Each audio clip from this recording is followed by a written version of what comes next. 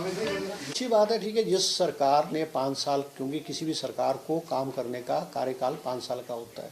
अब आप 5 साल तो काम नहीं करते, लास्ट के 4 महीने 6 महीने में जो आप वो घोषणाएं करते हैं जो इम्प्लीमेंटेशन नहीं होती है। जैसे भारतीय जनता पार्टी की पूर्व सरकार ने, जयराम सरकार, लास्ट के 6 महीने में आप 900 इंस्टीट्यूशन खोल गए, 5,000 करोड़ रुपए की देनदारी खड़ी कर गए। आपने HRTC की जो सरकारी बसें हैं, 8-8.5 करोड़ रुपए की देनदारी है जो ये इन्होंने लास्ट में प्रधानमंत्री और भारतीय जनता पार्टी के अन्य नेताओं की रैली की है। आप सरकारी धन का दुरुपयोग, सरकारी कर्मचारियों को किस तरह से आप राजनीतिक चीज़ों में झोंकते हैं, वो एक उदाहरण रहा है। हिमाचल प्रदेश के इतिहास में ऐसा कभी नहीं हुआ है, मगर it is for the first time कि जयराम जी की सरकार में लास्ट में भी हुआ है। तो अब इसको बंद होना चाहिए। और सरकार ने, हिमाचल की जनता ने अपना फैसला सुनाया, in spite of throwing crores of rupees और मिसयूजिंग द गवर्नमेंट मशीनरी, फिर भी भारतीय जनता पार्टी को हिमाचल प्रदेश में नकार दिया गया है। जो पैकेज मुख्यमंत्री जी ने घोषणा की है, हिंदुस्तान के इतिहास में और किसी राज्य ने ऐसा पैकेज पूरे हिंदुस्तान में कभी नहीं दिया है। गवर्नमेंट ऑफ इंडिया हमको जो है 1 लाख 1.25 लाख रुपए मकान के नुकसान का देती है, मगर मुख्यमंत्री जी ने 7 लाख की राशि की है। और जो पार्शली डैमेज है, जिसके दरारें हैं, उसको 1 लाख रुपए देने की घोषणा की है। आज हिमाचल प्रदेश में 13,000 मकान जो है वो पार्शली डैमेज हैं और 3,500 मकान जो है कम्प्लीटली डैमेज हैं। हमने जो मुख्यमंत्री जी ने वायदा किया और मुख्यमंत्री जी ने पैकेज दिया है वो इम्प्लीमेंट किया जाएगा। अब जयराम जी तो ऐसा ना कि जयराम जी को तो तकलीफ़ है, ये केंद्र सरकार से पैसा नहीं ला पाए हैं। मोदी कहते हैं कि मोदी जी कहते हैं हिमाचल प्रदेश मेरा दूसरा घर है, मगर मोदी जी तो हिमाचल प्रदेश की सूद लेने और हिमाचल प्रदेश में आए भी नहीं है। तो ये दुखद बात है।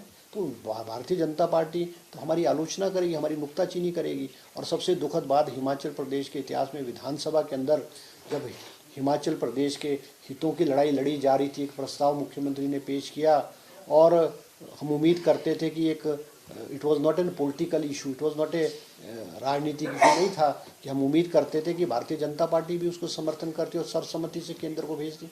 अगर भारतीय जनता पार्टी ने उसका विरोध किया है, क्योंकि हिमाचल प्रदेश के भावनाओं, लोगों की भावनाओं के साथ खिलवाड़ किया, मदद नहीं की, उन्होंने उसका विरोध किया है, तो ये दुर्भाग्यपूर्ण है। और आने वाले समय में ये जो घटना है वो हिमाचल प्रदेश के इतिहास में काले अक्षरों में लिखी जाएगी। सर, निश्चित रूप में आज हिमाचल प्रदेश के आगे बहुत बड़ी चुनौतियां हैं। हमारे पास पैसे का अभाव है। अभी जो रोड्स है, वाटर सप्लाई स्कीम्स है, बिजली के जो चीज़ें डैमेज हुई हैं उसको टेम्परेरी तो रिस्टोर किया गया है, मगर वो परमानेंट रिस्टोर नहीं किया। अभी मुख्यमंत्री जी ने कोई राउंड अबाउट कोई 1,500 करोड़ रुपए तो IPH और PWD को रोड्स की रिपेयर, रेस्टोरेशन, डंगे लगाने के लिए, वाटर सप्लाई स्कीम्स को रिस्टोर करने के लिए पैसा दिया है। और बहुत तेज़ी से हिमाचल प्रदेश में हर डिवीज़न में, चाहे IPH का हो चाहे PWD का, उसमें टेंडर लगे हैं। बहुत तेज़ी से हिमाचल प्रदेश में चीज़ों को बहाल करने के लिए काम किया गया है। और आपदा के दौरान इस प्रदेश सरकार ने और मुख्यमंत्री जी ने और पूरे मंत्रिमंडल ने जिस तरह से कार्य किया वो सराहनीय है। प्लानिंग, नीति आयोग ने उसकी प्रशंसा की, वर्ल्ड बैंक के जो हमारे इंडिया के चेयरमैन हैं उन्होंने हिमाचल प्रदेश की प्रशंसा की है। और शांता कुमार, भारतीय जनता पार्टी के वरिष्ठ नेता, उन्होंने सरकार की इस आपदा के दौरान जो हैंडल किया उसकी प्रशंसा की है। तो सराहनीय काम है। कठिन दौर है, मगर हम इस दौर से भी निश्चित रूप से हम निकलेंगे। ऐसा है ना कि कर्मचारी तो, अगर एक सेक्टर ऑफ एम्प्लॉयज़ अपनी बात अगर रख रहा है सरकार के समक्ष तो बड़ी बात नहीं है। अब एम्प्लॉयज़ का यूनियन, हिमाचल प्रदेश में एम्प्लॉयज़ की union, it is more than 200। अब कोई ना कोई कैटेगरी समय समय पर अपनी बात सरकार के समक्ष रखती है। और हिमाचल प्रदेश के एम्प्लॉयज़ के साथ तो सबसे बड़ा जो वायदा हमारी पूर्व की कांग्रेस सरकार ने किया था कि हम OPS लागू करेंगे। हमने 1,35,000 कर्मचारियों को OPS लागू कर दिया है। ठीक है, अब ये जो हमारे जो रूरल डेवलपमेंट के, हमारे जो ज़िला परिषद के एम्प्लॉयज़ हैं वो अपनी बात रख रहे हैं। और माननीय मुख्यमंत्री और हमारे रूरल डेवलपमेंट मिनिस्टर ने भी कहा है कि उनका सिंपैथेटिक के लिए उनकी चीज़ों को कंसिडर किया जाएगा, क्योंकि सरकार की आज वित्तीय हालत ख़राब है। आज हम हिमाचल प्रदेश में 75,000 करोड़ रुपए का लोन है और 10,000 करोड़ का हिमाचल प्रदेश में भी बरसातों में नुकसान हुआ है। केंद्र सरकार से हमारे को एक नया पैसा नहीं मिला है। जो हमें मिला है वो हमारा हक था, वो हमारा हक था।